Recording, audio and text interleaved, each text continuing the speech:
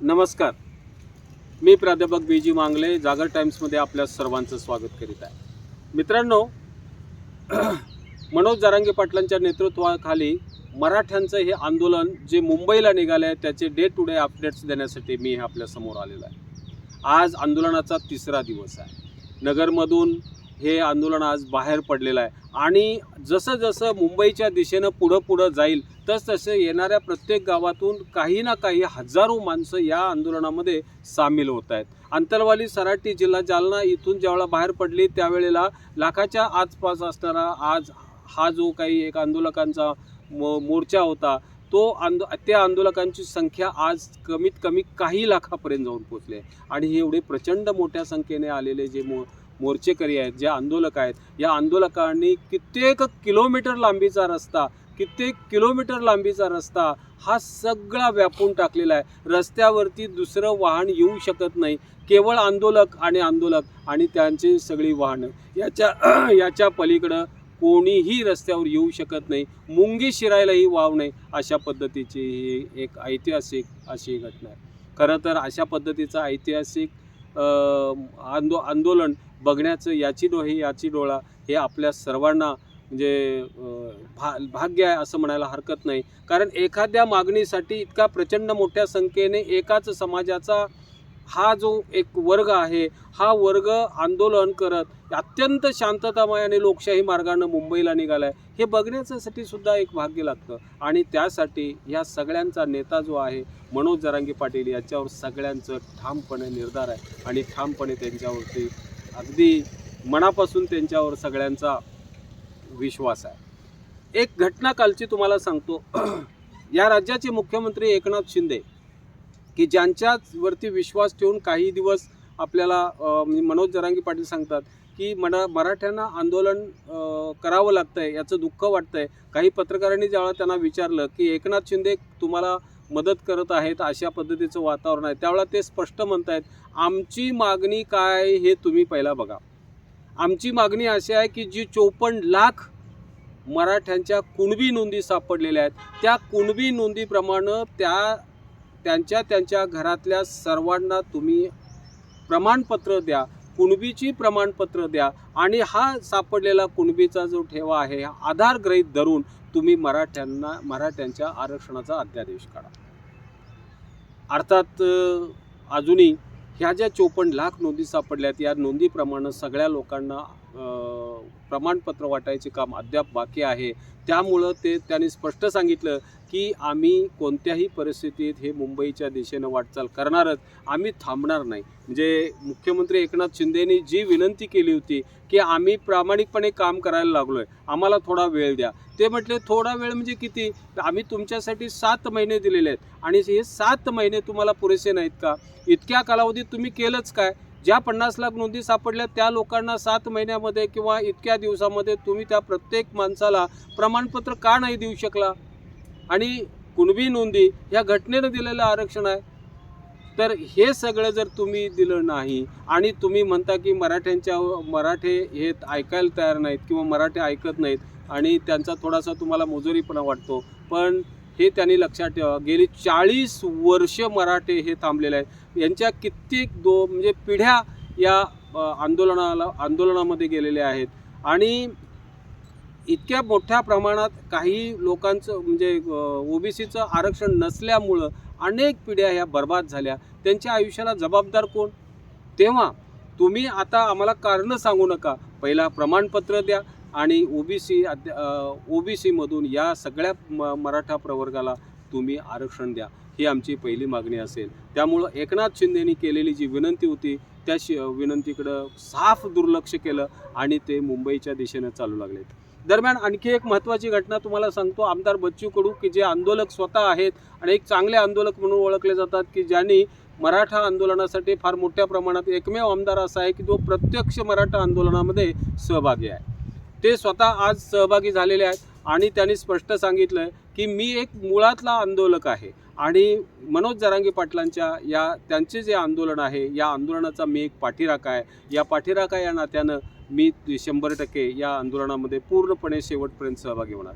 त्यांना पहिला प्रश्न विचारला की कुणबी आणि मराठे यांचं कसं गाणं जमायचं. त्यावेळेला त्यांनी सांगितलं सगळे शेतकरी हे कुणबी आहेत आणि सगळे कुणबी हे मराठे आहेत. काय कुठल्या माईका लाल हे खोटं बोलू शकतो की हे नाकारू शकतो? कुणीच नाकारू शकत नाहीत. मग असं असताना मनोज जरांगे पाटलांची जी भूमिका आहे ही भूमिका सत्य आहे आणि या भूमिकेला अनुसरून असं यांना तात्काळ या आंदोलकांना आणि मराठ्यांना ह्या कुणबी प्रमाणपत्राच्या आधारे आरक्षण मिळालं पाहिजे. कुणबी प्रवर्गातून ओबीसी समाजाला आरक्षण मिळावं हा लढा घेऊन मनोज जरांगे पाटील जे मुंबईला निघालेले आहेत याचं बहुतांशी श्रेय ज्यावेळेला पत्रकारांनी विचारलं की त्यावेळेला हे खरं आहे की एकनाथ शिंदेनी या बाबतीत बऱ्यापैकी पॉझिटिव्ह भूमिका घेतली.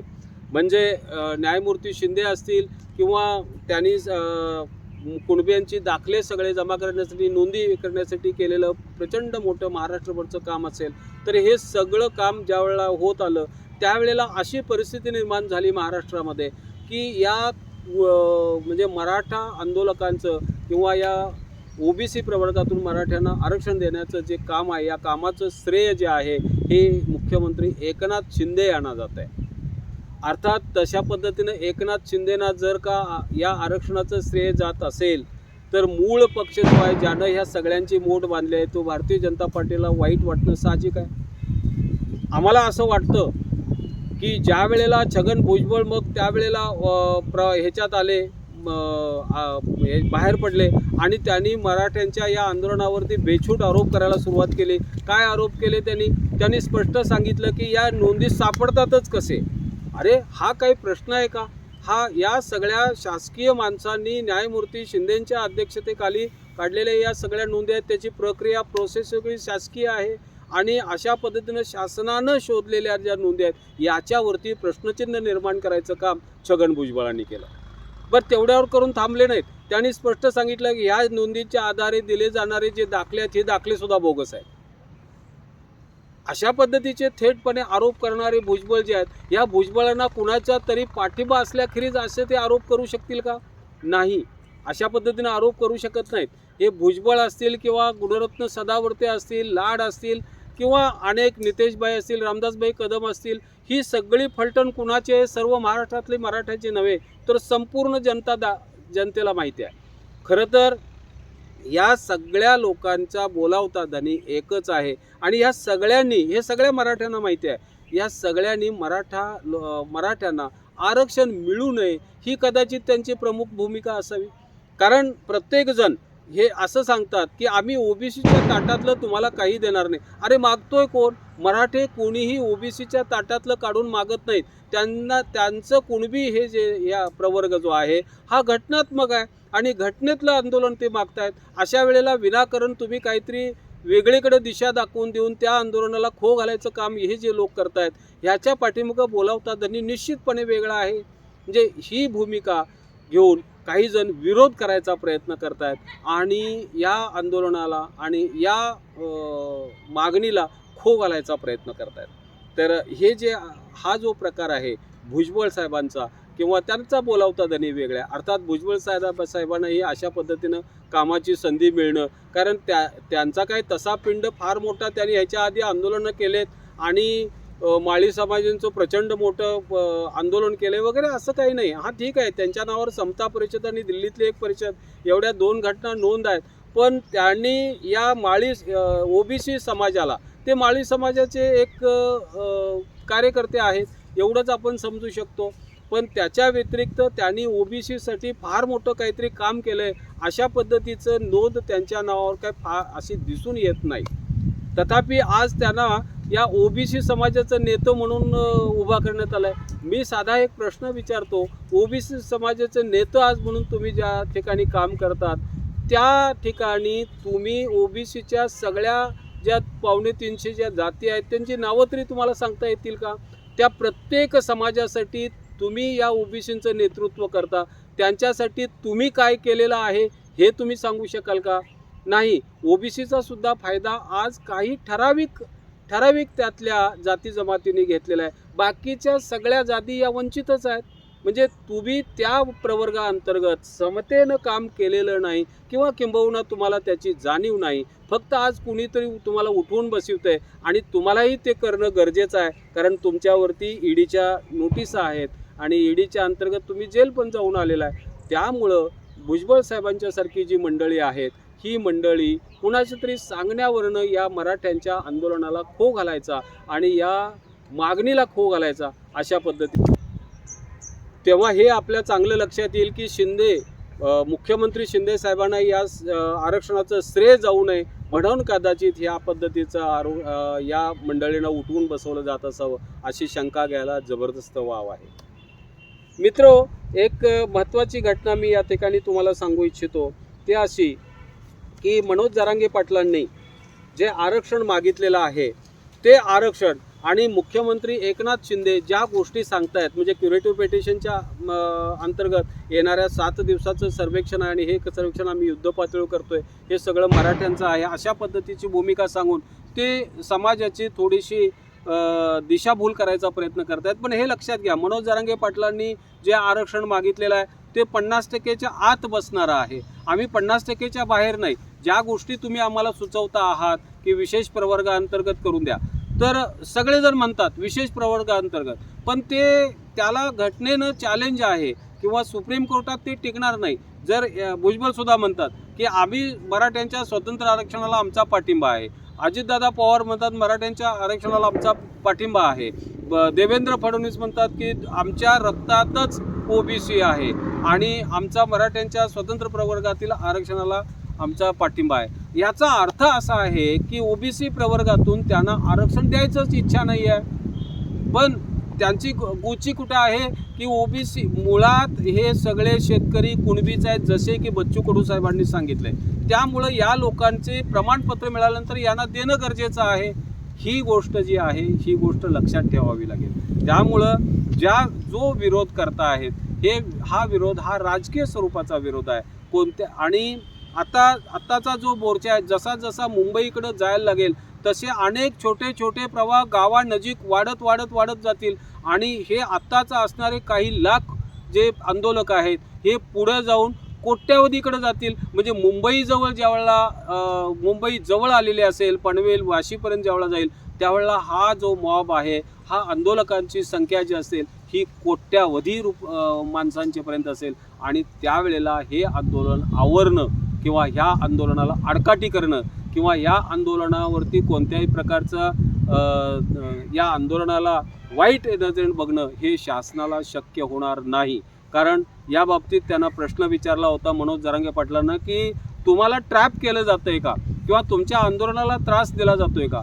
त्यावेळेला त्यांनी स्पष्ट सांगितलं, आता आंतरवाली सराटीमध्ये ज्या पद्धतीनं आंदोलनाला बसलेल्या माणसांच्यावरती हल्ले झाले किंवा तशा पद्धतीचा कोणत्याही वाईट घटना या शासनानं या आंदोलनावर करायचा प्रयत्नसुद्धा करू नका. जर तशा पद्धतीचा प्रयत्न झाला तर प्रयत्न करणारे शासन म्हणून तुमचा सुपडा साफ होईल. तुमचे राजकीय आयुष्य जे आहेत ना ते तिथंच संपून जाईल. मराठे हे शांततेनं लोकशाही मार्गाने आंदोलन करतायत. त्याच पद्धतीनं त्यांची जी मागणी आहे त्याच्याकडं अगदी प्रामाणिकपणे आणि भावनेनं बघा आणि तो प्रश्न सोडवा. दुसरा कोणताही मार्ग असणार नाही. तुम्ही यांच्यावरती कुठल्याही प्रकारचे त्यांना आडकाठी करण्यासाठी किंवा त्यांना आंतरवाली सराटीमध्ये जशी मारहाण झाली तशा पद्धत वाईट काहीही डोक्यात घेऊ नका, हे स्पष्टपणे मनोज जरांगे पाटील सांगतात. या आंदोलनामध्ये लाखोंचा मॉब आहे. प्रत्येक जण हा अगदी इरेला पेटून या आंदोलनामध्ये सहभागी झालेला आहे. तोंडामध्ये सातत्यानं छत्रपती शिवाजी महाराजांची प्रेरणा घेऊन छत्रपती शिवाजी महाराजांच्या घोषणा आहेत, गगनभेदी घोषणा दिल्या जात आहेत. इतका सुंदर उत्साहपूर्ण वातावरण आहे आणि माहोल आहे. ह्याच्यामध्ये सगळ्यात महत्त्वाची गोष्ट मित्रांनो, हा जो मराठ्यांचा आंदोलनाचा प्रचंड मोठा जनसमुदाय किंवा जनसागर आहे, हा मुंबईच्या दिशेनं सरकत आहे. जसजशी वेगवेगळी गावं येतील तसंच त्या गावातला हा मोठा एक प्रवाह येऊन याला मिळत आहे. जवळपर्यंत मुंबईला जाऊ त्यावेळेला याचा अफाट मोठा सागर झालेला दिसून येईल. हे छोटे छोटे प्रवाह मिळून झालेला समुद्र असेल. त्यामुळं या प्रश्नाची निकड आणि तड ही आत्ताच लावली पाहिजे, तरच घडू शकेल. मित्रांनो, आज प्रभू रामचंद्रांच्या मूर्तीच्या प्रतिष्ठापनाचा दिवस आहे. आज 22 तारीख आहे. अयोध्यामध्ये गडबड सुरू आहे आणि भारतीय जनता पार्टीचं शासन आहे आणि नरेंद्र मोदी त्यासाठी जीवाचं रान करतायत. अशा वेळेला या राज्याचे मुख्यमंत्री आणि उपमुख्यमंत्री हे दोघेजणही तिकडं जायला तयार नाहीत. त्यांनी सांगितलं आहे की आम्ही सावकाशपणे 22 तारखेनंतर सोयीनुसार प्रभू रामचंद्रांचे दर्शन घ्यायला जाणार आहे. याचा अर्थ मला असा वाटतो, म्हणजे असा हा मी काढलाय किंवा आमच्या काही मित्रांनी असा काढलाय की ज्या अर्थी म्हणजे इतक्या प्रचंड मोठ्या घटना, इतिहासात कधी घडणारी घटना जर भारतीय जनता पार्टीच्या दृष्टीने महत्त्वाची असणारी आणि हिंदू समाजाच्या दृष्टीने महत्त्वाची असणारी घटना होत असताना सुद्धा देवेंद्र फडणवीस आणि एकनाथ शिंदे यांचा गट असा सांगतोय की आत्ता आम्ही या आंदोलनाला जाणार नाही, या दर्शनासाठी आम्ही रामलल्लाच्या दर्शनासाठी जाणार नाही, आम्ही 22 तारखेनंतर सोयीनुसार जाऊ. याचा अर्थ मित्र काय काढलाय माहिती आहे आमच्या सगळ्या मित्रांनी? याचा अर्थ त्यांना प्रचंड मोठी मनात धाकधूक आहे, त्यांना धास्ती आहे. मराठ्यांचं आंदोलक जर कोट्यावधीचं झालं आणि हे जर उद्या मुंबईमध्ये जर शिरायला लागले तर सोडवायचं कसं, अडवायचं कसं, त्यांना निर्णय हा द्यावाच लागेल. त्यामुळं त्यांच्या मनात जरी नसलं की यांना मराठ्यांना आरक्षण देण्याची भूमिका जरी नसली तरी घ्यावी लागेल. कारण RSSची मूळ भूमिका ही सगळ्या लोकांना, सगळ्या जाती धर्मांना आरक्षणाचा विरोध असणारी आहे. तीच भूमिका कदाचित फडणवीस साहेबांची असू शकेल. त्यामुळं कदाचित हे जो आज जे सरकार म्हणजे ज्या अर्थी एवढी महत्त्वाची घटना ते टाळतायत, याचा अर्थ सरकार गुडघ्यावर आलेलं आहे. त्यांना आता निर्णय घेतल्याखेरीज गत्यंतर नाही. धन्यवाद. मी आपल्याला एक विनंती करतो, माझा हा व्हिडिओ आपण लाईक, शेअर आणि सबस्क्राईब करा. बेल आयकॉन बटन दाबून ऑल क्लिअर करा.